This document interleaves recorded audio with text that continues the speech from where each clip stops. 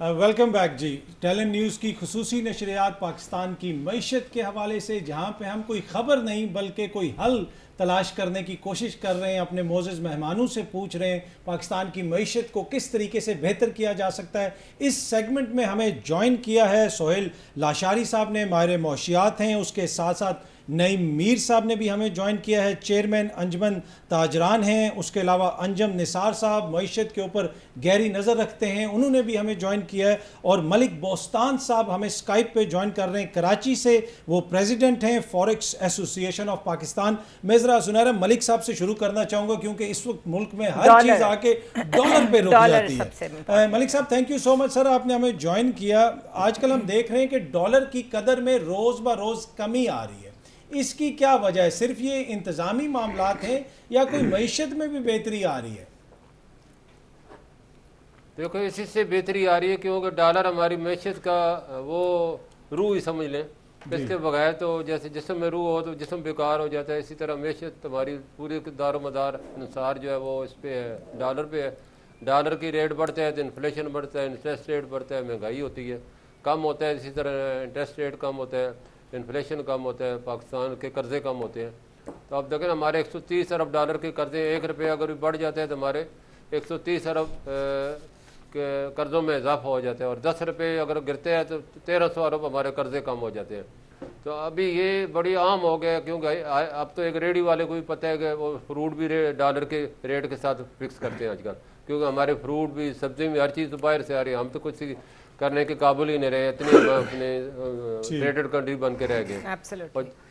अच्छा सर, ये हालिया दिनों में एकदम से जो कमी हुई, जो वो मैंने जिस तरह अर्ज़ किया था कि क्या ये सिर्फ इंतज़ामी मामलात को कंट्रोल करके कमी लाई गई, और अगर इस तरह कमी लाई जा सकती थी तो पहले क्यों नहीं हमने लाई?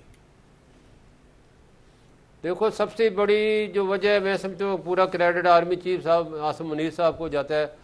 उन्होंने ये भारी पत्थर उठाया, इसके जो सिविल हुकूमतों ने काम करने थे उनको करने पड़ गए, मजबूर हो गए, पूरी कौम मायूस हो चुकी थी। तो उन्होंने जब ताजरों से मिले और उन्होंने कहा कि मायूस होने की ज़रूरत नहीं, हमने पाकिस्तान को करप्शन के नासूर को ख़त्म करना है। और मैंने फिर उन जो बताया उन्हें क्या इस वक्त पाकिस्तान की हालत ये हो चुकी है कि जितनी भी एक्सचेंज कंपनी हैं उनके बाहर जो बड़ी बड़ी मार्केटें हैं या बड़ी बड़ी शॉप हैं, ब्लैक मार्केट के जो कारिंदे हैं वो खड़े हो जाते हैं। जो भी कस्टमर आता है उसे वो भारी, अगर हम डॉलर 300 का ले रहे हैं तो वो 310 की ऑफ़र करते हैं, जिसकी वजह से क्लाइंट अपने फ़ायदे के लिए उनके साथ चला जाता है और बगैर आउट ऑफ बुक उनसे वो ले रहे हैं, और ये सारा डॉलर स्मगलिंग होकर ईरान और अफगानिस्तान जा रहा है। और हमारे पास 90% सप्लाई कम हो चुकी है, 10% सिर्फ रह गई, बड़ी मुश्किलों से हमारे काउंटरों तक लोग पहुँच रहे हैं। तो उन्होंने इसको भी एक टास्क फोर्स बनाई, उनके खिलाफ क्रैक डाउन किया, उन लोगों को पकड़ा। तो आपने देखा कि जो कि 6 सितंबर से पहले डॉलर 330 रुपये का था, आज अल्लाह का शुक्र है 393 पे आ गया। और पहले एक्सचेंज कंपनी सिर्फ 5 मिलियन डॉलर इंटर बैंक में सेल कर रही थी, अब अल्लाह का शुक्र 20 मिलियन तक रोज़ाना हम सेल कर रहे हैं, और हर हफ्ते 5-6 करोड़ जो है हम इंटर बैंक में सेल कर रहे हैं, जिसकी वजह से इंटर बैंक का रेट भी आपने देखा 308 से कम हो गए, कल कोई 392 के करीब 292 के करीब हो गया। तो ये इस इंतज़ामी और आम फैसलों का नतीजा है। और इस पे परमानेंट बुनियादों पे अगर ये मॉनिटरिंग रहती है और क्रैक डाउन रहता है, और इन ब्लैक माफिया और स्मगलिंग माफिया और ये जितने भी कभी चीनी में घुस जाते हैं, कभी खाद में घुस जाते हैं, कभी गंदम में घुस जाते हैं। बिजनेस कौंसिल ने आपको याद होगा 2 हफ्ते पहले एक डेटा शेयर के 9000 अरब रुपए इनके पास पड़े, और इतने बड़े ये माफी है कि पाकिस्तान की मैशत को यरगमाल बना के पाकिस्तान को दलदल में धकेल दिया। राइट। अंजुम निसार साहब, आपको मैं इंगेज करना चाहूँगी डिस्कशन में। देखिए, एक आम आदमी के लिए जो डिस्कशन इस वक्त हम कर रहे हैं ये काफ़ी हद तक इररेलेवेंट होती है, बिकॉज इसमें बड़ी टेक्निकलिटीज़ इन्वॉल्व हैं। इकोनॉमिस्ट समझते हैं, जो पढ़े लिखे लोग हैं वो समझते हैं, लेकिन एक आम आदमी जो कि साइकिल पे चीज़ें बेचता है, जो SMEs वाले हैं, वो तो सारे स्टार्टअप्स, वो कहते हैं कि हम तो इन्वेस्ट करना चाहते हैं, यहीं रहना चाहते हैं। इतना कैपिटल उनके पास है ही नहीं कि वो यहाँ से कहीं और जाएं और वहाँ जाके इन्वेस्ट करें। उस तबके के लिए क्या आप समझते हैं कि अनकरीब कोई अच्छी खबर आएगी? बिकॉज जिस रफ्तार से पेट्रोल की प्राइसेस बढ़ रही हैं, 1 महीने के अंदर अंदर 59 रुपीज़ ऑलमोस्ट ऊपर चलेगी। और आपको पता है जब पेट्रोल की प्राइस बढ़ती है तो फिर you name it, price control यहाँ पे कोई है नहीं, किराए खुद ही बढ़ जाते हैं, हर चीज़ हैप हैज़र्ड एक सेल्फ ऑटो पे लगी हुई है। तो एक आम आदमी क्या एक्सपेक्ट करे? हमने वैसे हिस्ट्री में कभी देखा तो नहीं कि महंगाई रिवर्स हुई हो। جی بالکل آپ نے ٹھیک کہا ہے جی. عام آدمی سیاست تو ہوتی ہے ساری عام آدمی کے ارد گرد, لیکن مفاد جو لینے والے کچھ اور ہوتے ہیں. ایکچولی یہ جو ہمارا ملک ہے یہ ٹوٹلی مس گورنڈ ملک ہے, اور گورننس نام کی اس میں چیز نظر نہیں آتی. جس کا دل کرتا ہے ہورڈنگ کرتا ہے, جس کا دل کرتا ہے ڈالر کی اسمگلنگ کرتا ہے, جس کا دل کرتا ہے جو مرضی آپ کہہ لیں بجلی کی چوری کرتا ہے, جس کا دل کرتا ہے کوئی اکاؤنٹیبلٹی کا کوئی دور دور تک کوئی نام و نشان نہیں ہے. تو جہاں اس قسم کے معاملات ہوں ڈیفینیٹلی عام آدمی کا ذکر تو ضرور ہوگا, لیکن اس کو مفاد جو ہے مفاد کوئی اور اٹھا رہا ہوگا مناسب طریقے. ایکچولی میں سمجھتا ہوں کہ یہ جو انفلیشن ہے جس سے عام بندہ بلک رہا ہے, بلکہ اب اس وقت تو ہر سیگمنٹ کے لوگ جو ہے نا اس تکلیف میں اور کرب میں ہیں. بجلی کی پرائس ہے, پیٹرول کی پرائس ہے. یہ میں سمجھتا ہوں کہ ہماری جو ٹوٹل جو ایک آپ کے سوال کو اسپیسیفکلی اس سے ہٹ کے ذرا میں اگر بات کروں کہ ایکچولی ہمارا جو ماڈل ہے ملک کا, جو رن کرنے کا جو ماڈل ہے, یہ کوئی اتنا درست نہیں تھا. فار ایگزامپل آپ نے 2013 سے 2018 میں بے تحاشا بجلی آئی پی پیز لگائی, اور وہاں کوئی ایسا قانون ہی نہیں بنایا کہ اس کی کاسٹ کیا ہوگی. سب یہی سمپلی یہی کہا گیا کہ جناب آپ کی جو جتنی آپ انویسٹ کریں گے اس میں اتنا ہی ہم آپ کو جو ہے نا اس میں 17% آپ کو پروفٹ دیں گے ڈالر ٹرمز میں. تو جہاں کاسٹ کا ذکر ہی نہ ہو تو وہاں پھر لوگوں نے کک بیک کا فائدہ بھی اٹھایا, فیول کی ایکسٹرا کنزمپشن بھی ڈالی, فیول کی ایکسٹرا پرائس بھی انکریز کی گئی, کیونکہ کہیں قدغن کہیں کوئی اکاؤنٹیبلٹی کہیں کوئی چیک رکھا ہی نہیں گیا. اور پھر ہم نے بجلی بنانی تھی تو وائی ناٹ آن سولر. بجلی بنانی تھی, آپ کے پاس ونڈ مل کوریڈور موجود ہے, کے ٹی بندر کا 50,000 میگا واٹ, گورنمنٹ کے اپنے ڈیٹاز کہتے ہیں کہ 50,000 میگا واٹ آپ بجلی وہاں پروڈیوس کر سکتے تھے. بجلی بنانی تھی, آپ کے پاس ہائیڈل سیٹ اپ اتنا وسیع ہے, پانی کا ذخیرہ قدرت نے آپ کو اتنے دے رکھے ہیں کہ آپ 35 million acre feet of water جو ہے جس کی انٹرنیشنل ویلیو شاید $50 بلین ہوگی, اس کو ہم اٹھا کے ہائی سیز میں پھینک رہے ہیں. اب اس پانی کو اگر آپ استعمال کرتے, آپ کی ایک تو زراعت بہتر ہوتی, آپ کی جو اجناس لوکل پروڈیوس ہوتی, آپ کی یہ جو $27 بلین کا یہ جو آپ کا فیول پر جو آپ کے ایکسپینڈیچرز ہیں یہ نہ ہوتے, اور آپ پھر آپ جیسے ہی آپ کا وہ ٹریڈ ڈیفیسٹ یا کرنٹ ڈیفیسٹ جو امبیلنس ہوتا ہے, پھر آپ کا روپیہ جو ہے وہ اپنی پیر اس کے پھسلنے شروع ہو جاتے ہیں, اور وہی روپیہ 5 سالوں میں ہم 105 سے 308 کو ٹچ کر کے پھر دوبارہ اب 292 پر آئے ہیں. تو یہ انفلیشن کی ساری وجوہات ہیں. میں سمجھتا ہوں کہ جب تک ہم اپنے جو اپنے ماڈل کو اور اپنا طور طریقہ کار کو ٹھیک نہیں کریں گے اس وقت تک ہمارے معاملات ٹھیک نہیں ہوں گے. جب تک درست نہیں ہوں گے. اچھا, اس میں ایک اور چیز جس کا بار بار ذرا ذکر ہوتا ہے, ڈاکٹر خاقان نجیب صاحب بھی ہمارے ساتھ موجود ہیں. ڈاکٹر صاحب آپ کو میری آواز آ رہی ہے؟ جی بالکل آ رہی ہے. جی اچھا ڈاکٹر صاحب, ذکر جب بھی ہوتا ہے ڈالرز کا, معیشت کا, ایک چیز یہ ہے کہ ڈالر جب ملک میں آتا ہے وہ ڈالر ہم نے پھر واپس کرنا ہے ان قرضوں کی مد میں جو ہم قرضے لیتے ہیں. کیا آپ سمجھتے ہیں کہ یہ جو معیشت میں ہمارا ایک بہت بڑا بوجھ ہے قرضوں کا, وہی ایک واحد مسئلہ ہے, وہ سب سے بڑا مسئلہ ہے جس طرح اس کو پیش کیا جاتا ہے کہ جی 100 ارب کے قرضے ہو گئے ڈالر کے, 110 ارب ڈالر تک پہنچ گیا, یا 90 ارب ڈالر تک قرضے پہنچ گئے. کیا وہ واحد مسئلہ ہے, یا اس کے علاوہ اور بھی بہت سارے مسائل ہیں؟ اگر آج ہم قرضے ختم بھی کر دیتے ہیں تو پھر بھی ہماری معیشت سنبھل نہیں سکے گی. بسم اللہ الرحمن الرحیم. Thank you for having me Athar and Zunaira. دیکھیں ایک کہ چونکہ آپ کے سب لوگوں نے بہت اچھی طرح اتنے سارے مسائل پاکستان کے بیان کر دیے ہیں, تو میں جتنی گفتگو آپ سے کروں گا, جتنی دیر بھی آپ کے ساتھ رہوں گا, وہ فارورڈ لکنگ ہوگی. یہ سب چیزیں تو سب کو پتہ ہیں. اب آپ کا یہ جو مسئلہ ہے کہ یہ قرضہ بنتا کہاں ہے, پہلے قوم کو یہ سمجھنا ہے. یہ قرضہ بنتا ہے صرف بڑا سادہ الفاظ میں سمجھ لیجئے کہ ہم ایک ٹیکس کلیکٹ کرتے ہیں اور ایک نان ٹیکس انکم کلیکٹ کرتے ہیں. ایک ہم خرچہ کرتے ہیں, خرچے سے پہلے ہم پروونسز کو فیڈرل گورنمنٹ پیسے دیتی ہے. جب ہمارے پاس وہ پیسے کم ہو جاتے ہیں, یعنی کہ جب ہم پروونسز دیتے ہیں تو ہمارے پاس اتنے بھی پیسے نہیں ہوتے کہ ہم اپنا ڈیٹ بھی پے کر سکیں, اور ہمیں اس کے لیے بھی بورو کرنا پڑتا ہے. پھر ہم اس سال فار ایگزامپل 7.5-8 ہزار ارب بورو کریں گے, وہ बोरोइंग जो है वो सारी डेट में जाती है। तो अगर हमने अपने डेट को ठीक करना है तो पहला कदम ये होगा कि हम अपना जो मालियाती खसारा है उसको ठीक करें। उसकी दो बड़ी सिंपल चीजें, एक तो एफबीआर के टैक्स पे बात हुई। मैं नहीं एग्री करता कि इतने बुरे हालात हैं एफबीआर के जितने के शायद एक्सप्लेन किए जा रहे हैं। पाकिस्तान में आज भी हम बहुत कम एफर्ट के साथ 9% of GDP tax to GDP collect करते हैं। आप सोचेंगे थोड़ा सा एफर्ट डालना शुरू करें तो मेरा ख्याल है इस साल भी 12,000 के करीब हम चले जाएंगे अगर हम तो ये तो एक टैक्स का निज़ाम है वो ठीक कर।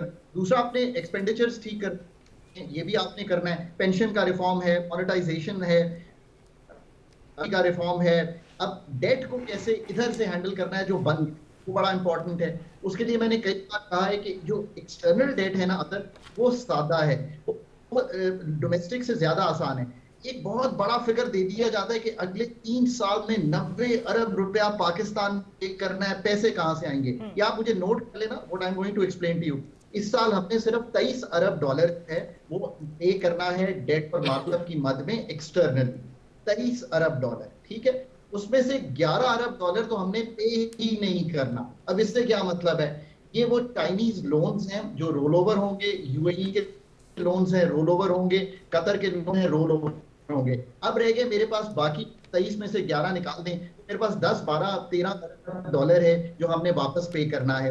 कि हमने एक अरेंज करना है साल, अगले 3 साल भी ये फिगर तकरीबन इतना ही चलेगा अगर रीप्रोफाइलिंग होती रही डेट की। सो एक तो ये कि because we don't have a competent team at centre handle all these issues, वो बहुत मैग्नीट्यूड में बड़े लगना शुरू हो गए हैं।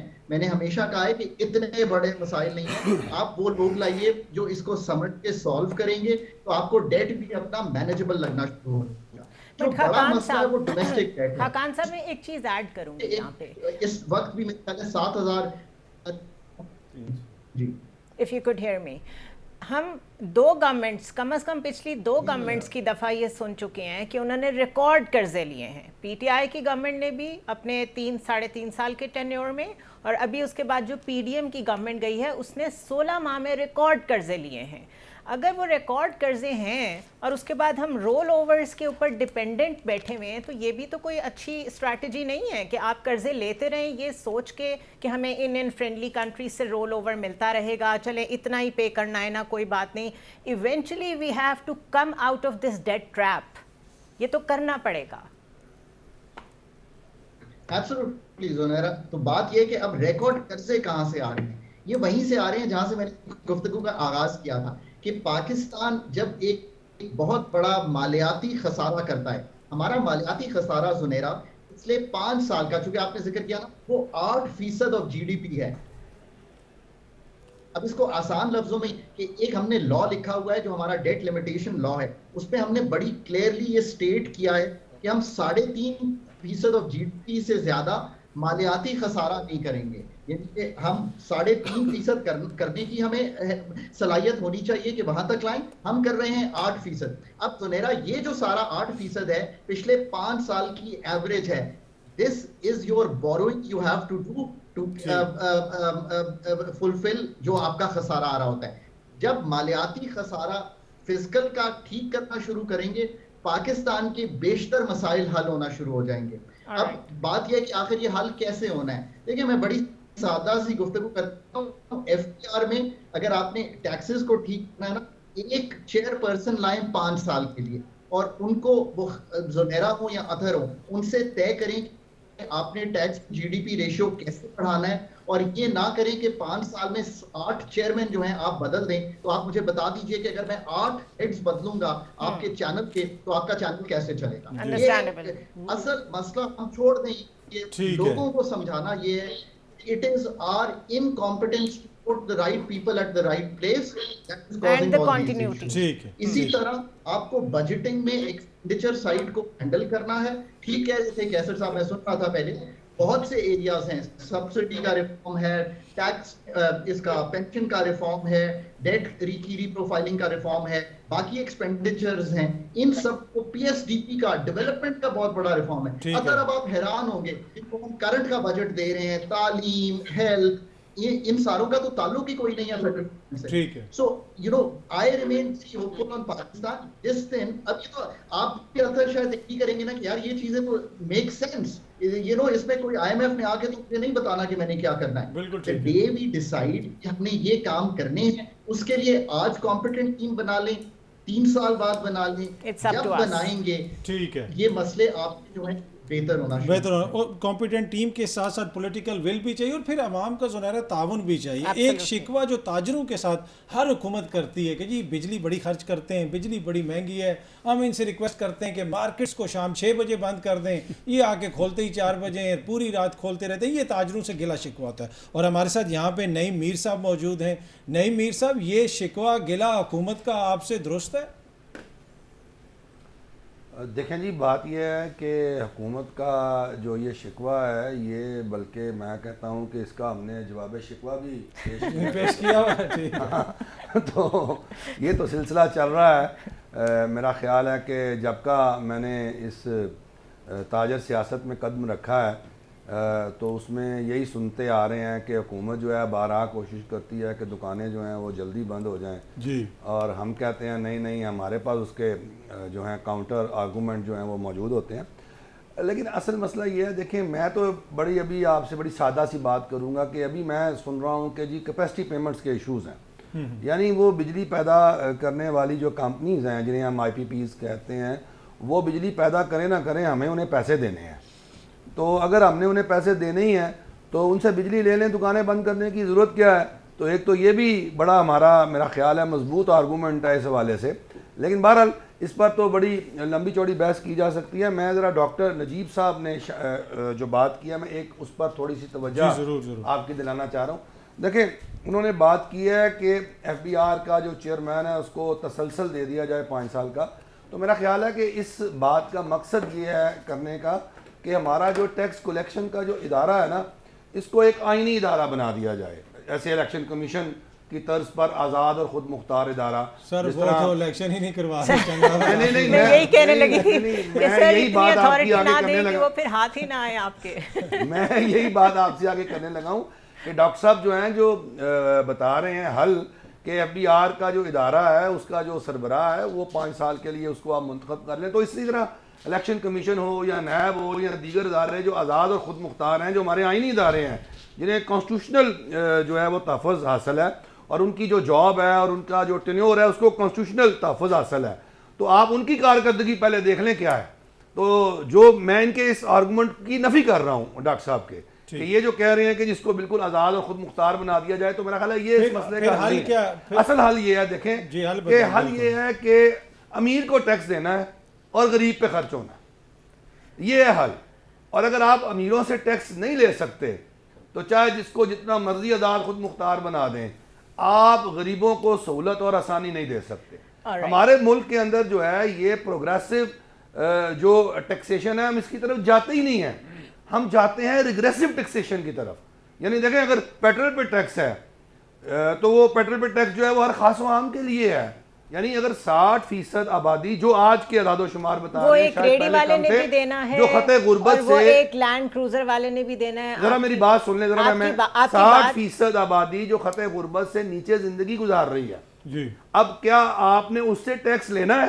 रियासत ने नहीं बनता ना उससे लेना, वो तो पहले ही जो है वो अपना एक मिजरेबल लाइफ गुजार रहा है वो शख्स जो है। तो अब वो जो है उससे हमने सेल्स टैक्स भी लेना है। अब सेल्स टैक्स भी एक रिग्रेसिव टैक्स है। देखें वो क्या है कि छोटी सी छोटी खाने पीने की कोई भी चीज़ आपने अगर ख़रीदनी है तो उस पर जो टैक्स है वो आपने अदा करना है, और उन 60% ने भी करना है जो खते गुर्बत से नीचे ज़िंदगी गुजार रहे हैं। और वो सारे लोग जो पेट्रोल इस्तेमाल कर रहे हैं, 60% पाकिस्तान की वो आबादी जो खते गुर्बत से नीचे है, उसने भी पेट्रोल पर जो है वो टैक्स अदा करना है। तो मैं कह रहा हूँ कि हमें अपने पूरे टैक्स के निज़ाम को रीस्ट्रक्चर करना है और हमने अमीरों से टैक्स लेना है और हमने गरीबों पे खर्च करना है। अगर रियासत अमीरों से टैक्स नहीं ले सकती तो फिर ये नाकाम तरीन रियासत का एक पूरा नमूना और मिसाल है। और फिर इसके कोई आपके पास हल नहीं। और आपने लेना कैसे है? आप फैसला कर लें कि आपने सफाकी से लेना है, आपने बेरहम अदल करके लेना है, आपने डंडे के जोर पे लेना है। जब ये डॉलर ठीक हो गया ना, तो डॉलर किसी मफाहमत के नतीजे में یا کسی اپنا ڈائلاگ کے نتیجے میں یا سمجھانے بجھانے سے ٹھیک نہیں ہوا, یہ ڈنڈے سے ٹھیک ہوا ہے. اچھا ٹھیک ہو گیا, یہ ایسے نہیں ہونا, یہ آپ فیصلہ کریں کہ آپ نے کرنا میر صاحب کی بات میں وزن تو ہے. دیکھیں وہ کچھ چیزیں ایسی ہیں جو پہلے بھی درست ہو سکتی تھی, لیکن یہ جو ڈنڈا اسکول آف اکنامکس ہے یہ کب تک یہ چلے گا؟ جو یہ لاشاری صاحب سے, میں لاشاری صاحب سے پوچھنے سے پہلے یہ ضرور کہوں گی کہ بہرحال پوری دنیا میں واقعی مارکیٹس سن رائز کے ساتھ کھلتی ہیں, سن سیٹ کے ساتھ بند ہوتی ہیں. وہ کنٹریز ہیں جو ہمارے جتنے مسائل میں نہیں الجھے ہوئے. تو بہرحال کچھ ہمیں اپنا بھی جو شعور کا لیول ہے اور کچھ اپنا بیہیویئر ہے اس کو بھی نظر ثانی تو کرنی پڑے. لیکن وہاں پر بجلی ہے, پھر بھی وہ شام کو 6 بجے بند کر دیتے ہیں نا, تو بجلی مسئلہ نہیں ہے نا, مسئلہ یہ ہے وہاں پر الیکٹریسٹی پرابلم نہیں ہے. تو اس کے اور معاشرتی جو ایشوز ہیں جن پر آپ بات کر سکتی ہیں, یہ لمبی بحث ہے تو اس پر ہم بات کر لیں گے. میرا خیال ہے اوور ٹو لاشاری صاحب کا ٹائم ہے. بات یہ ہے مطلب کہ میر صاحب کہہ رہے ہیں ساڑھی طرف نہ سمجھو. نہیں, میں یہ نہیں کہہ رہا کہ میری طرف سے نہ سمجھے, میں یہ کہہ رہا ہوں کہ یہ اس بات پر مکالمہ ہو سکتا ہے اور ایک متفقہ ٹائم جو ہے وہ طے ہو سکتا ہے اور ہونا چاہیے. مکالمے میں تو ہم تاجران سے نہیں جیتے. یہی تو مقصد ہے کہ روشنی میکسیمم استعمال کریں. متفقہ سے مراد یہ ہے تمام صوبوں کو. ہاں چلے مجھے موقع مل رہا ہے, میں اس پر بات کر لیتا ہوں. دیکھیں ایک پھر ہم آتے ہیں آپ کے پاس واپس. مجھے موقع نہیں مل رہا, میں دوبارہ آتا ہوں تو میں انجم صاحب کے بھی اس سوال کا لاشاری صاحب کو شامل کریں نا, پھر آتے ہیں. لاشاری صاحب دیکھیں مسئلہ یہ ہے کہ ہر چیز کا حل ایک ٹیبل پہ بیٹھ کے نکالنا پڑے گا, چاہے وہ سیاسی مسئلہ ہو چاہے وہ معاشی مسئلہ ہو. اگر ہم ڈیوائیڈڈ رہیں گے کہ ایک کا اوپینین تو یہ ہے کہ کم از کم آپ پہلے 5 ایئرس کا ٹینیور بنائیں, کنٹینیوٹی دیں, ایک شخص کو پوری پاورز دیں. دوسری طرف کا آرگیومنٹ یہ ہے کہ پرائیویٹائزیشن کرنے سے ہر کوئی ڈرتا ہے کیونکہ اس کو پتہ ہے کہ وہ کوئی سٹیپ لے گا تو اس کو بعد میں نیب پکڑ لے گا. نیب ہے وہ کہتے ہیں ہم تو احتساب کریں گے, یہ ملکی سرمایہ ہے, ضائع ہو رہا ہے, ہم کیسے چھوڑ دیں کرپشن کو. یہ اتنے سارے کاؤنٹر آرگیومنٹس جو ہیں انہوں نے ہمیں آگے بڑھنے سے روکا ہوا ہے. ہمیں ری سٹارٹ کرنے کے لیے جو بیبی سٹیپس لینے کی ضرورت ہے اس میں کنسنسس کیسے ڈیولپ ہو. بسم اللہ الرحمن الرحیم. میرے سارے ساتھیوں نے مسائل کے اوپر بات کی ہے, میں تھوڑا سا وے فارورڈ کی بات کروں گا اور جو مسائل بات ہوئی ہیں ان سے بھی چھوٹا چھوٹا کمنٹ کروں گا. تو چونکہ بڑی اسکیل باتیں ہو رہی ہیں تو میں ایک شعر سے شروع کرتا ہوں کہ سفر میں دھوپ تو ہوگی, چل سکو تو چلو, بہت بھیڑ ہے نکل سکو تو چلو. تو یہ جس سفر میں ہم جانا چاہتے ہیں, جس سفر میں ہم اس وقت پہنچ چکے ہیں, اس میں ہمیں دھوپ بھی اپنی ہے, چھاؤں بھی اپنی ہے. اب بات یہ ہے کہ اکانومی جو ہے نا جی, وہ ان آئسولیشن آپ نہیں دیکھ سکتے. ڈالر بڑھ گیا یا بجلی کا بڑھ گیا ریٹ, یہ پیٹرول کا بڑھ گیا rate, obviously these are issues and problems, but this is not economy. Economy کا مطلب یہ ہوتا ہے کہ آپ ایک مربوط طریقے سے ایک سسٹم کو چلا رہے ہوتے ہیں. آپ کے ہاں جب سسٹم نہیں ہوگا, اور سسٹم کون چلا رہا ہوتا ہے, ایک لیڈرشپ چلا رہی ہوتی ہے جو کہ سنسیئر لیڈرشپ ہوتی ہے. سم آف دی ادر آپ سمجھتے ہیں کہ الیکشن کروا لیں تو لیڈرشپ آ جائے گی. لکھنے والے جو سوچنے والے اکانومسٹ ہیں وہ یہ کہتے ہیں کہ دس از ووٹوکریسی, کہ آپ نے ایک ایسی ایلیٹ 600-700 بندوں کی اسلام آباد میں اکٹھی کر لی جو آپ کو کامن گڈ کے لیے کام نہیں کرنے دیتی. میرے نزدیک ووٹوکریسی یہ ہے کہ آپ نے عوام سے ووٹ تو لے لیا, اس کے بعد عوام کو ٹوٹلی بھول گئے کہ ان کے مسائل کیا ہیں اور ان کو کیسے آپ نے اپنے ساتھ چلا کے رکھنا ہے. دیکھیے جمہوریت کو جو فرانسس فوکویاما کی کتاب ہے ڈگنیٹی, اس میں وہ کہتا ہے کہ it's D to D, it is dignity to democracy. Democracy 1970 میں صرف سارے ملک یعنی سارے گلوب میں صرف 37 ڈیموکریسیز تھیں ان 1970, اور 2010 میں یہ 137 ہو گئی. یہ ایک منترا بن گیا کہ جمہوریت جمہوریت جمہوریت. اب ہم نے دیکھنا ہے کہ ہمارے کلچر میں کیا چیز سوٹ کرتی ہے, کیا ہم وہ لیڈرشپ پیدا کر سکیں جو جمہوریت بنیادی طور پہ چاہتی ہے. تو جو اصل اصول ہیں گریٹ لیڈرشپ کے, وہ بنیادی طور پہ یہی ہیں کہ آپ کے پاس بیسک آنیسٹی ہو, آپ ایماندار ہوں, آپ ریلائبل ہوں, آپ کی ساؤنڈ ججمنٹ ہو, اور اس کے پاس پبلک انٹرسٹ کے لیے آپ پوری ڈیووٹ کریں اپنی, اور آپ کے پاس ایک مورل کمپس ہونا چاہیے. یہ ایک بیسک میں چند پوائنٹس میں نے عرض کیا کہ یہ لیڈرشپ کے ہیں. جب آپ کے پاس یہ لیڈرشپ آ جائے گی یقیناً آپ ایک بہتری کی طرف چلنا شروع کر دیں گے. اس کے علاوہ اکانومی کو بہتر کرنے کے لیے آپ کو اس وقت highly skilled market based education چاہیے. یہ ایجوکیشن ایم اے اور میٹرک اور ایف اے والی او لیول والی ختم اگر آپ نے آگے چلنا ہے, چونکہ آپ آگے کی بات کرنا چاہ رہے ہیں. آپ کو ہر ادارے میں ریفارمز لانے کی ضرورت ہے اور ہر ادارے کو ریسیٹ کرنے کی ضرورت ہے, اور اس کے ساتھ ساتھ آپ کو ماڈرنائزیشن کرنے کی ضرورت ہے. Modernization doesn't mean westernization. ہم چونکہ ویسٹرن ملکوں کے غلام رہے ہیں تو ہم سمجھتے ہیں کہ جب تک ہم ویسٹرنائز نہیں ہوں گے تو ماڈرنائز نہیں ہوں گے. ایسی بات نہیں ہے, بہت سے ملک ہیں جو ویسٹرنائز نہیں ہوئے مگر وہ ماڈرنائز ہوئے ہیں. تو ان ساری چیزوں کو دیکھتے ہوئے یہ مسائل جو ڈے ٹو ڈے کے ہیں کہ پیٹرول مہنگا ہو گیا, یہ ہو گیا, اب آپ ڈالر ہی کو لے لیجئے, ہم نے اپنی ساری جو معیشت ہے وہ ڈالرائزیشن میں لگا دی ہے. ہم بھی ڈالر کے بجائے بارٹر ٹریڈ کریں اور ان کے ساتھ اسی روبل میں پے کریں, یوان میں پے کریں. Why can't we do that?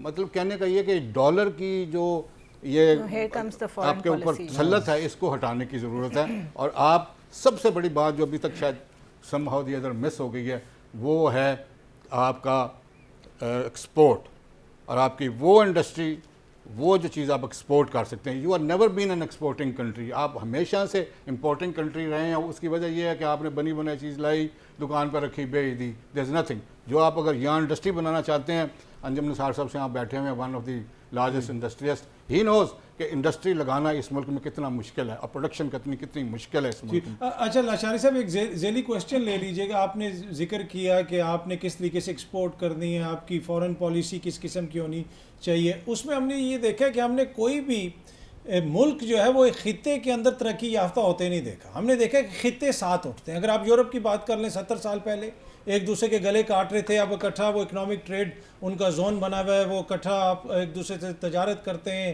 آپ دیگر ممالک کو دیکھ لیں تو سیم کرنسی بھی وہ یوز کرتے ہیں. اب ہمارے ہاں ایک بہت بڑی مارکیٹ ہے, بلین پلس کی پاپولیشن ہمارے نیبر میں بیٹھی ہے, چائنا ہے, دیگر ممالک ہیں. تو کیا یہ ہمارے جو خطے میں ممالک ہیں ان سے اگر ہمارے تعلقات بہتر ہوں, ٹریڈ کھلے, تو اس سے بھی ہماری معیشت کو فائدہ پہنچے گا؟ دیکھیے آپ نے میرا فیورٹ ٹاپک چھیڑا ہے کہ جو کہ ریجنل کوپریشن ہے اور کلچرل کوپریشن ہے. ہمارا کلچر یورپین نہیں ہے اور ہم یورپین بننے کی کوشش کرتے ہیں اور اس وجہ سے ہم ترقی نہیں کر رہے ہیں. ہمارے ریجن میں جو سارک ریجن ہے اس میں obviously India is the biggest player. Some of the other قدرت نے اور سامراج نے اس دور میں بھی نہیں چاہا کہ ہم اکٹھے رہ سکیں, یا اگر اکٹھے نہیں بھی رہتے ہیں تو ہم ایک دوسرے کے ساتھ لڑائی نہ کریں. اور وہ کشمیر کا ایک ہمارے لیے ایک چھوڑ کے چلے گئے ایسا ایلیمنٹ کہ ابھی تک ہم اس کو سالو نہیں کر سکے.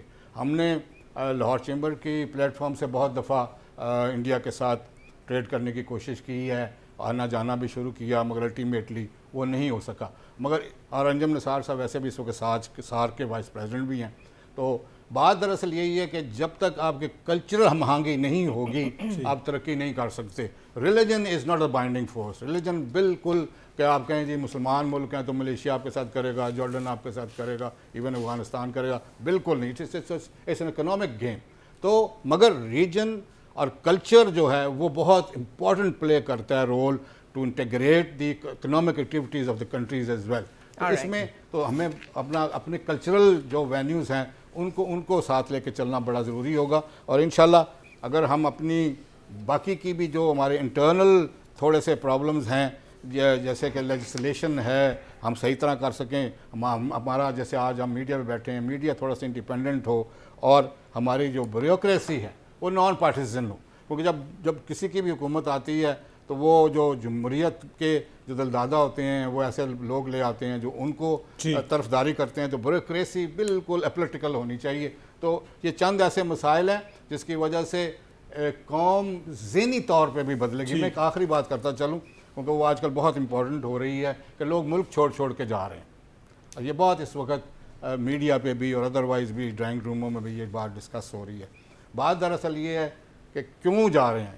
فائنینشیل ٹرمز تو ہیں ہی ہیں, ہر کوئی پیسہ زیادہ کمانا چاہتا ہے, سم اور دی ادر اپنی بیسک نیڈز سے بھی اوپر جانا چاہتا ہے اور اس سے بھی زیادہ لگژری میں جانا چاہتا ہے. چلیے مان لیتے ہیں, مگر اصل بات یہ ہے کہ اس ملک میں عام آدمی کی نہ رسپیکٹ ہے, نہ ڈگنیٹی ہے, نہ اس کی ریکگنیشن ہے. لوگ چاہے ٹیکسی چلائیں اس کی عزت ہونی چاہیے. جیسے باہر کے ملک میں ٹیکسی چلا رہا ہے تو اس کو کوئی نہیں کہتا کہ یار یہ تو ٹیکسی چلاتا ہے, وہ کہتے نہیں یار بڑی محنت کر رہا ہے, یہ تو بڑا کام کر رہا ہے. تو کام کی جو اہمیت ہے اور کام کی جو عزت ہے اور ورک کا جو ایتھکس ہے وہ لے کے آئیں گے. Pakistan with in 10 to 15 years will be like any developed country. Okay, Anjum Nisar صاحب آپ کی طرف آؤں گی. یہ جو ہمارے ہاں ٹیبوز ہیں جن کی ابھی ڈسکشن ہو رہی تھی کہ باہر کے ملک میں ٹیکسی چلا لینی ہے, یہاں ٹیکسی نہیں چلانی.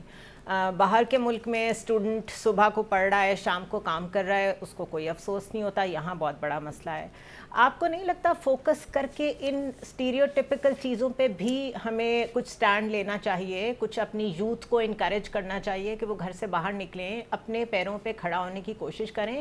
ایک بڑی کامن سی ایگزامپل ہے, ایک گھر میں ایک کمانے والا 6 لوگوں کو پال رہا ہے, ان 6 لوگوں میں سے 4 ہائر ایجوکیشن کے لیے بھی جا رہے ہیں تو وہ اس کی فیس بھی پے کر رہا ہے. یوں لگتا ہے ایک شخص نے مرتے دم تک پورے خاندان کا جو ہے وہ خرچہ اٹھایا ہوا ہے. ہم کیوں نہیں انڈیپینڈنٹ ہو رہے؟ اس کو آپ چاہے ویسٹرنائز ہونا کہیں, اس کو آپ چاہے ماڈرنائز ہونا کہیں, پوری دنیا میں 18 سال کے بعد بچے باہر نکلتے ہیں, کام بھی کرتے ہیں, پڑھتے بھی ہیں, ہم کیوں نہیں کر سکتے؟ تھینک یو ویری مچ جی.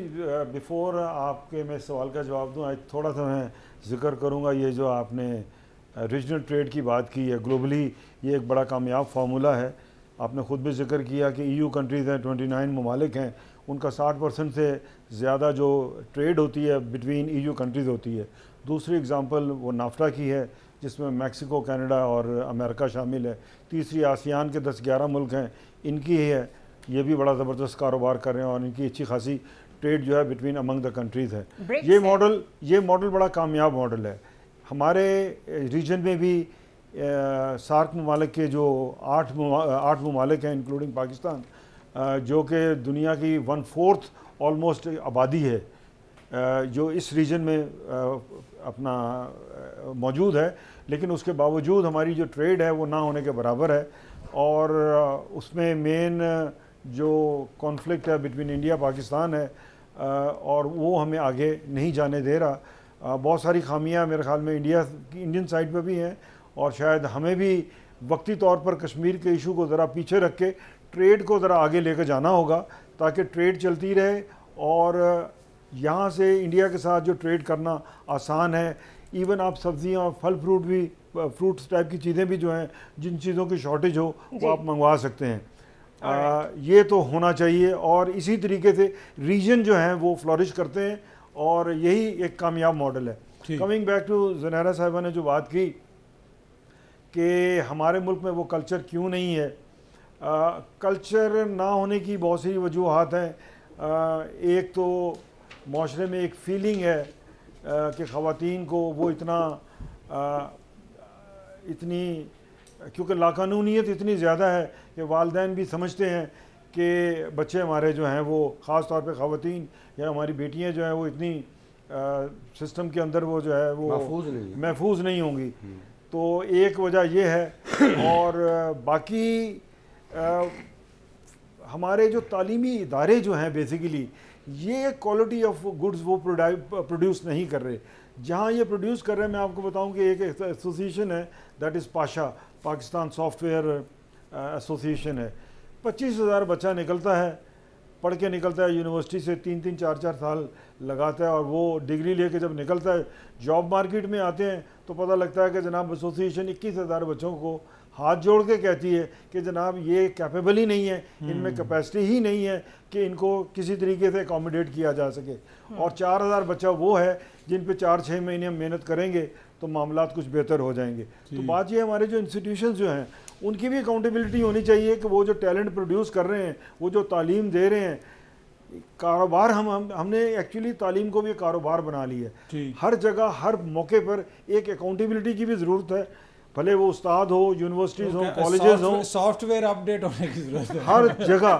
آپ نے دیکھا نا اس پروگرام کے ابتدا میں آپ نے ایک بات کی, ڈالر. اب ڈالر کیوں کنٹرول ہو گئے؟ میں تو سمجھتا ہوں کہ یہ سویلین گورنمنٹ کا کام تھا اور وہ یہ کرتے, لیکن جنرل صاحب, جنرل عاصم منیر صاحب وہ انٹروین ہوئے, ان کو بار بار بزنس کمیونٹی کے ساتھ انٹریکٹ کرنا پڑا. وہ کانفیڈنس دینے کی کوشش کر رہے ہیں کہ کسی طریقے سے بھائی آپ پیسہ ملک سے یہاں سے نہ نکالیں.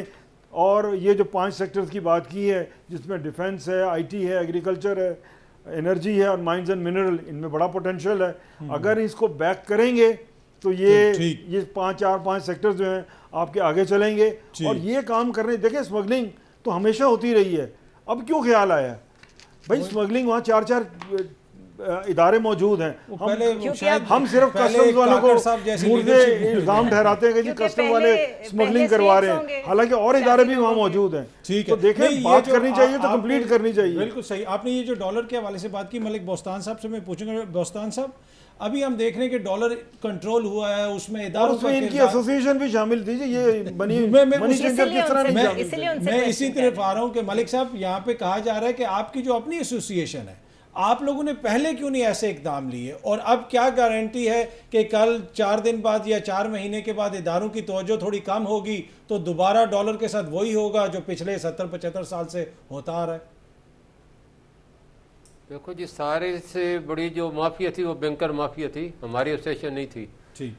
وہ میں آپ کو بتاتا چلوں، جولائی میں آپ ریٹ دے لیں، ہم نے 270 کیا، انٹر بینک کا 272 تھا. ڈار صاحب سے میری بات ہوئی، ہم نے بڑی محنت کر کے، آج فلائٹیں چل رہی تھی اور میں نے کہا جی آج فلائٹیں جو ہی ختم ہوگی ریٹ کم ہوگا، لیکن اس کو آپ بینکوں کو پکڑ لیں، یہ بہت بڑے سٹے ہیں، بعض ہیں، اور ان کو خلاف آپ کوئی ایکشن نہیں لے رہے.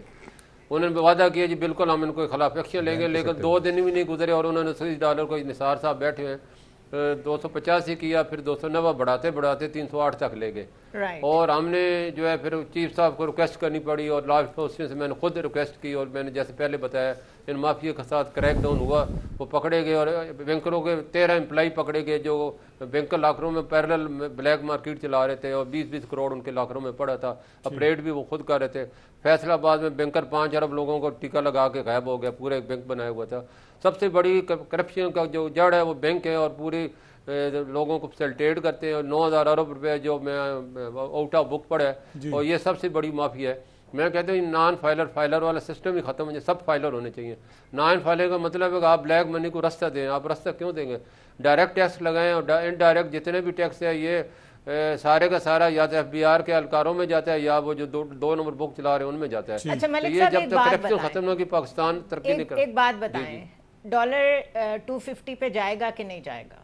ہاں یہ بڑا امپورٹنٹ کوسچن ہے.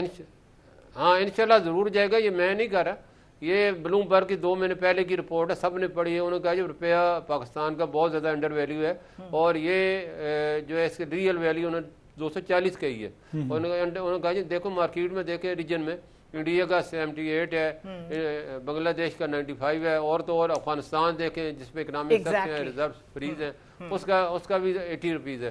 تو ہم نے کون سا گناہ کیا؟ ہمارا گناہ یہی ہے کہ ہم اپنے روپے میں انویسٹمنٹ نہیں کرتے، اس کی قدر نہیں کرتے. تو لوگ کیوں قدر کریں؟ ہم اس کو خود گراتے ہیں. ہم کو جب پاکستان میں انویسٹمنٹ نہیں کریں گے ملک تو صاحب بار بار یہ کیوں آگے ڈار بڑھیں گے؟ صاحب نے بھی ہمیں کہا تھا کہ میں 200 تک لے کے آؤں گا، وہ کیا وجہ بنی؟ ڈار صاحب کیوں نہیں کنٹرول کر سکے؟ اور آپ لوگوں نے ان کے کانفیڈنس کی وجہ کیا تھی؟ آپ لوگوں نے تعاون نہیں کیا ان کے ساتھ؟ نہیں ہم نے بڑا تعاون کیا. وہ آئے تو ان کے جو ہی ان کی فلائٹ میں بیٹھے اور ڈالر گرنا شروع ہوا، جو ہی لینڈ کیا تو روپے جو ہے وہ 217 تک آ چکا تھا، 260. اس کے بعد جو پھر لینڈ بعد میں بینک ان لوگوں نے کیا، دیکھو بینک ان کی مانتے ہی نہیں تھے، بینک ان کے قابو میں نہیں تھے. بینک ریٹ بڑھاتے ہیں، ہم نہیں بڑھاتے. اب بینکوں نے ریٹ کیا گرانا شروع کیا، دیکھو ہمارا ریٹ تو بینکوں سے کم ہو گیا. بینک جو ہے اسپیکولیشن کرتے ہیں، جب وہ بڑی ڈیمانڈ ہوتی ہے کسی بڑے امپورٹر کی یا آئل کی یا تو کسی انویسٹر کی، تو وہ جناب یکدم کاٹر انہوں نے بنائے ہوئے، یکدم 10 سے 15 روپے بڑھا دیتے ہیں. وہ بینکوں کے خلاف نہیں ہوا، وہ تو آپ کی ایکسچینج کمپنیز کے خلاف ہوا ہے تو ڈالر نیچے آیا. تو آپ سارا الزام جو ہے وہ بینکوں پہ لگا رہے ہیں. نہیں دیکھیں کراس ٹاک نہیں کی، بینک بھی شامل ہے لیکن کریک ڈاؤن تو ان کے خلاف ہوا ہے. نہیں بینکوں نے بھی بڑی لوٹ مار کی ہے. ادھر کراس ٹاک نہیں میرا ان کے سوال کا جواب سن لینا، جواب سن لینا جی. پلیز. یہ دیکھو جی کریک ڈاؤن ایلیگل کے خلاف ہوا ہے، جو ہم نے خود ریکویسٹ کی ہے کہ یہ ہمارے بزنس کو ہڑپ کر جائیں گے، باہر کھڑے ہو گئے ہیں تو اور ان کو خلاف ایکشن لے. ہم نے نہیں، ہمارا کوئی آدمی نہیں پکڑا گیا. 1-2 کی ہوئے ان کو بھی انہوں نے اپنے پوری ٹرائل دیا، ان کو پھر چھوڑ دیا گیا. تو یہ سارے کے سارے ایلیگل منی چینجر اور بینک ان کو فیسلٹیٹ کرتے ٹھیک ہے. جی میر صاحب آپ کیا ایڈ کرنا چاہ رہے ہیں؟ میں یہ کہنا چاہ رہا ہوں کہ دیکھیں ہمیں کچھ چیزوں کو نا، پہلے بنیادی چیزیں پہلے ہمیں کچھ سمجھنا ہے ان کے بارے میں، پھر ہی ہم جو ہے وہ درست سمت پر اپنی گفتگو اور مکالمے کو آگے لے جا سکتے ہیں. دیکھیں پاکستان جو ہے نا جی یہ ایک سیکیورٹی اسٹیٹ ہے. پہلے تو آپ اپنے دماغ کے اندر یہ پورا سیکیورٹی اسٹیٹ کا کانسیپٹ لے آئیں. سیکیورٹی اسٹیٹ کے اندر جو ہے وہ آپ کی خارجہ پالیسی ہے, آپ کی داخلہ پالیسی ہے, آپ کا پولیٹیکل سسٹم ہے, آپ کا عدل کا نظام ہے, وہ سارے اسی پیرامیٹرز میں چلیں گے. آپ کی معیشت, آپ کی معاشرت, سارا کچھ اسی پیرامیٹر میں چلے گا. لہٰذا اس کو پہلے تسلیم کر لیں کہ ہم ایک سیکیورٹی اسٹیٹ کے اندر زندگی گزار رہے ہیں. دوسری بات, پاکستان جو ہے اس کے اندر بہت بڑا حصہ پاکستان کی اکانومی کا اس کی پیرلل اکانومی ہے, جسے آپ اپنا ان ٹیکس اکانومی کہہ دیں, جسے آپ بلیک اکانومی کہہ دیں, جسے آپ ان ڈاکومنٹڈ اکانومی کہہ دیں, جو مرضی کہہ دیں آپ. اب آپ کے پاس راستے تو دو ہیں. یا تو آپ اس ان ڈاکومنٹڈ اکانومی کو زور زبردستی سے, کیونکہ پیار محبت سے تو ہونا نہیں ہے یہ کام, میں تو اس کا قائل ہی نہیں ہوں, اس کو آپ ڈاکومنٹڈ کر لیں سارے سسٹم کو اور اس کے میئرز لے لیں. نہیں تو اس پیرلل اکانومی کو آپ کیپٹلائز کریں, یعنی اپنے لوگوں کو یہ اکانومی چلانے کے لیے. آپ کا اوپینین جو ہے نا اس کو لے کے میں بتاتا ہوں, دیکھیں اب یہ ڈالرائزیشن جو ہوئی ہے. جی ایک سیکنڈ میر صاحب, خاقان نجیب صاحب بھی ہمارے ساتھ موجود ہیں, آپ کے سوالات ہم ان کی طرف بھی لے کے جاتے ہیں. سوال میرا بھی مکمل نہیں ہوا, ذرا مکمل کر دیں, ایک ہی دفعہ لے جائیں نا جی. وہ چونکہ مارے معیشت ہے, میں تو سوال اٹھانے والا ہوں, جواب انہوں نے دینا. آپ مکمل کر لیں. دیکھیں جی, جو ہماری پیرلل اکانومی میں پرابلم اس وقت یہ آیا کہ ہمارا جو پیسہ تھا وہ پارک ہوتا تھا ہمارے پراپرٹی کے بزنس کے اندر. اب وہ پیسہ جو ہے وہ پراپرٹی کے بزنس کے اندر ہمارا انڈاکومنٹڈ پیسہ جو ہے پارک نہیں ہو پا رہا ڈیو ٹو سرٹن ریزنز. وہاں پر جو ہے اب ٹیکسیشن بہت زیادہ ہو گئی, بیریئرز لگ گئے. اب وہ سارے کا سارا پیسہ جو ہے وہ سونا اور ڈالرائزیشن کے اندر استعمال ہو. اور یہی وجہ ہے. ڈاکٹر خاقان کی طرف جانا ہے ہم نے. ڈاکٹر خاقان صرف یہ بتا دیجئے کہ یہ انڈاکیومنٹڈ اکانومی کا تو بہت ہی لمبا ٹاپک ہے. ابھی فی الحال جو ایم ڈی ہیں آئی ایم ایف کی, کرسٹلینا جارجیوا, وہ بار بار کہہ رہی ہیں, ابھی بھی یو این جی اے میں ان کی ایک کلپ کافی وائرل ہوئی ہے جس میں وہ کہہ رہی ہیں کہ you have to tax the rich, the sacred cows, یہ ورڈ یوز کیا انہوں نے. اور ساتھ ریئل اسٹیٹ اور ایگریکلچر کا بھی کیٹیگوریکلی انہوں نے کہا ہے کہ ہم کہہ رہے ہیں آپ اس کو لائیں ٹیکس نیٹ میں. And this is the only thing جس پہ ہمارے اکانومسٹ جانے کو تیار نہیں ہے. اس کے بغیر ہم کیسے کسی صحیح راستے پہ چل سکیں گے؟ زنیرا, میں نے تو گفتگو کا آغاز ہی اس چیز سے کیا تھا کہ آپ ایف بی آر کو پہلے اسٹرینگتھن کریں تاکہ وہ یہ سارے کام کر سکے. وہ نہیں, جب آپ کے وزیر یہ کہیں گے جاتے ہوئے کہ ہم بالکل ایگریکلچر کو ٹچ نہیں کریں گے, بالکل ریئل اسٹیٹ کو ٹچ نہیں کریں گے, تو پھر یہ کیسے ہوگا؟ تو زنیرا, اگر آپ میری گفتگو کا آغاز دیکھیں وہ تو تھا ہی اس چیز سے کہ آپ ایف بی آر کو اسٹرینگتھن کریں کہ وہ ڈیجیٹائز کر سکے, وہ آٹومیٹڈ ہو تاکہ وہ لوگوں کے پیچھے جا سکے. آپ کو پتہ ہے جب میں باہر کام کرتا ہوں تو مجھے ایک پری پاپولیٹڈ ٹیکس ریٹرن آتی ہے. اگر میں اس سے ایگری نہیں کرتا تو میں اس کو کنٹینٹ کر سکتا ہوں کہ یہ ٹھیک نہیں ہے. Otherwise the state should know کہ میں نے کتنا ٹریول کیا ہے, میں نے کتنا کمایا ہے, میرے کیا خرچے تھے جنیرکلی, اور اس پہ مجھے ایک ٹیکس لاگو ہے. تو یہ it is that way that one wants to go. اور اگر وہ ٹھیک ہے تو it goes into self assessment, all is good. اب آپ کی بات جو ہے نا, دیکھیں جو انڈاکیومنٹڈ اکانومی ہے, ابھی ہم نے کیا کیا ہے, ایک ہمارے پاس انٹر بینک کی مارکیٹ ہے, ایک ہمارے پاس ایکسچینج کمپنیز کی مارکیٹ ہے. ہم ان دونوں مارکیٹس کو, انٹر بینک تو فلی ریگولیٹڈ ہے, جو اوپن مارکیٹ ہے وہ ایکسچینج کمپنیز چلاتی تھیں. ایک تھرڈ گرے مارکیٹ کریٹ ہو گئی تھی which is your very informal, illegal, illegitimate market. State نے پہلی دفعہ اپنی رٹ ایگزرٹ کی ہے اور کہا ہے کہ یہ کاروبار غلط ہے, اس کو بند کیجیے. اب آپ اس چیز کو سراہیں کہ جب اسٹیٹ کچھ کرنا چاہتی ہے نا پاکستان کی, تو وہ پھر کر گزرتی ہے. 35 روپے آپ نے وہاں پہ بھی دیکھا. آپ آگے چلیں, جب شوگر کی اوپر کریک ڈاؤن ہوا تو آپ نے دیکھا 200 سے قیمت 170 آ گئی. آپ نے افغان بارڈر 12 دن کے لیے بند کیا, تو you had some semblance on the smuggling. So what I am trying to put to you here is کہ اسٹیٹ کی افیکٹونیس بڑھائیں گے تو لوگوں کو فائدہ ہوگا. اب اسٹیٹ کی افیکٹونیس بڑھائیں گے تو وہ فارملائز کر پائے گی یہ جو انفارمل کام ہے, اس لیے کہ میں اور آپ تو اپنی ویج سے ٹیکس دے رہے ہیں, پر ایگریکلچر انکم ٹیکس پچھلے سال میں, یہ ایگزیکٹ فگر لے لیں اطہر, 4 ارب روپیہ کلیکٹ ہوا ہے, 22-23% حجم ہے اس کا, اور جو پورے پاکستان نے 7200 ارب ٹیکس دیا. اسی لیے آپ کی مینوفیکچرنگ کم ہو کے 12% جی ڈی پی رہ گئی ہے, بیکاز آپ نے ڈس انسینٹیوائز کیا ہے مینوفیکچرنگ کو, انسینٹیوائز کیا ہے آپ نے रिटेल को, रियल एस्टेट को, और सबसे बढ़ के आपने ये कहा है कि हम इनहेरिटेंस टैक्स भी नहीं लेंगे मुल्क में, फिर बिल्कुल। अमीर तो अमीर ही होगा ना। Exactly. इस चीज के लिए हम स्टेट के निज़ाम को ठीक करना है। बहुत शुक्रिया खाकान नजीब साहब, मुझे ब्रेक पे जाना है, लेकिन जो इन्होंने बात की अगर मैं अथर उसको सम अप करूं तो बात वही है कि अमीर तो अमीर तर होता चला जा रहा है, उसके तो इनहेरिटेंस पे भी टैक्स नहीं है, उसके रियल एस्टेट पे भी, उसकी ज़मीनों पे, एग्रीकल्चर पे भी टैक्स नहीं है, सैलरीड क्लास की सैलरी में से कट जाता है, और जो बिल्कुल ही बेचारे लोअर क्लास के हैं उनसे तो पूछे ही ना, उन्होंने तो एक माचिस की डब्बी के ऊपर भी टैक्स देना है। तो सवेयर रिफॉर्म्स की ज़रूरत है और इंट्रोस्पेक्शन की ज़रूरत है, और हर इदारे को ये सबको समझ आ गई है कि जब काम करना चाहें तो सब कर सकते हैं। Let's take a short break.